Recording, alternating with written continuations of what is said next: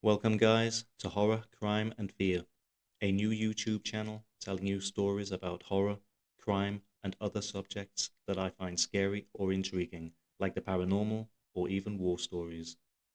We also have these stories in podcast format on Spotify, Amazon Music, and pretty much everywhere else you listen to your podcasts. Today's story is titled The Dybbuk Box, a True Nightmare, and comes from Reddit user Maleficent Poem 6548. Alright, let's get into the story. I never considered myself superstitious. Ghost stories and urban legends were things I'd roll my eyes at, the sort of nonsense you'd tell at sleepovers to scare your mates. But what happened to me? I struggle to put it into words without the feeling of the weight of it all over again. It started with boredom. Late one night, I was trawling the dark web, a stupid habit, I know, but I'd always been drawn to the strange and forbidden. Most of it was the usual garbage: fake hitman services, bootleg movies, overpriced haunted trinkets, but one listing caught my eye. Dybbuk Box, cursed item, authentic and dangerous, do not open. The image was grainy but chilling. A small wooden box, its surface covered with crude, jagged Hebrew carvings. The description was even more unsettling. Trapped inside is a spirit bound by blood and suffering. The box is cursed. Once it chooses you, there is no escape. I clicked the listing. I don't know why. Maybe it was morbid curiosity. Maybe I wanted to prove it was just another scam. The price was low. Too low. £120 for what they claimed was an authentic cursed object. Against all logic, I bought it. The box arrived 4 days later in a small, battered package. No return address, no markings. It was heavier than it looked, and the wood felt wrong. It wasn't warm or cold, just unnervingly neutral, like it was sapping the temperature from my hands. The carvings were deeper than the photo had shown, and the wax seals were a dark, dried crimson that almost looked like it had bled into the wood. The air in my flat felt heavier the moment I brought it inside. I know how that sounds, but I swear it's true. It was subtle at first, just an uneasy feeling, like being watched. I put the box on my desk and told myself it was all in my head.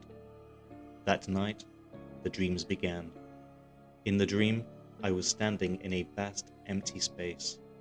The ground was ash, grey and brittle, and the sky was an angry red, swirling with black clouds. I wasn't alone. A figure stood in the distance, its shape shifting like smoke. Its eyes were the only thing clear, two blazing red orbs that burned into me. It didn't move. It didn't have to. The voice came from everywhere at once, low and guttural, filling the air with a weight that crushed my chest. Let me out. I woke up gasping, my throat raw like I'd been screaming.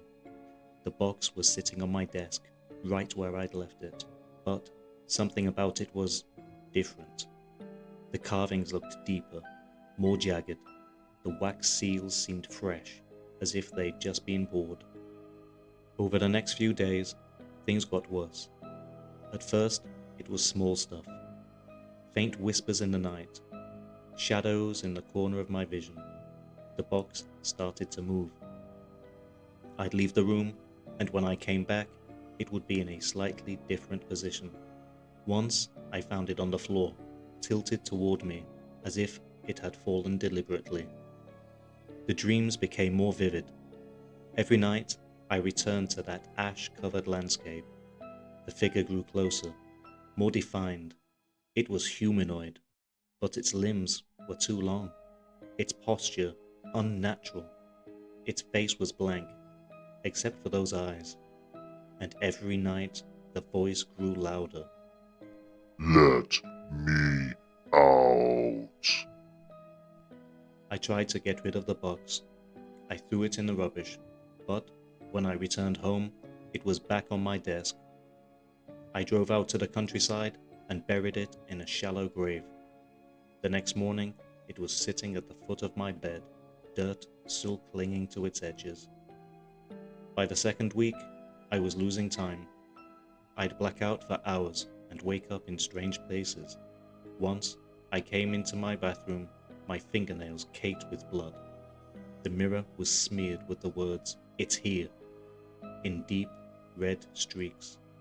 I checked myself for injuries, but the blood wasn't mine. The box didn't need to whisper anymore. Its presence was a constant, oppressive force in my flat. I started hearing voices, dozens of them, overlapping, screaming, laughing. They followed me everywhere. My reflection in the mirror stopped matching my movements. Once, it smiled at me, a wide, grotesque grin, while I stood frozen in terror. I don't remember opening the box. I know it wasn't a conscious decision. One night, I found myself sitting at my desk, staring at it. My hands moved on their own, tearing at the wax seals. The sound of the wax cracking was almost deafening in the silence. The lid creaked open, and the stench hit me, a foul, choking odor of rot and decay. The box was empty. At least, that's what I thought. Then, the mist started pouring out. Thick and black, it coiled around me, colder than anything I'd ever felt. It seeped into my mouth, my nose, my eyes. I tried to scream, but it forced its way inside, choking me, burning me from the inside out. My body convulsed, my vision went dark, and then, nothing. When I woke up, I wasn't alone. I could feel it inside me, something ancient, hateful, and alive. It whispered constantly, urging me to do things I can't even write down. My body wasn't mine anymore. I'd look down and see my hands carving symbols into my arms with a knife, my blood pooling on the floor.